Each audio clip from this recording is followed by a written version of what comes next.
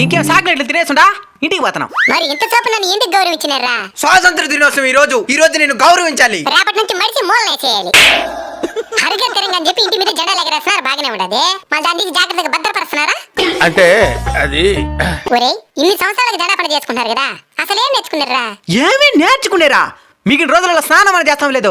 జెండా పండుగ రోజు మాత్రం నీట్గా తలస్నానం చేసుకుని కొత్త బట్టలు వేసుకొని గుండెల పైన జెండా గుట్టుకొని జాతీయ జెండా ఎగరేసి జై హింద్ అంటాం.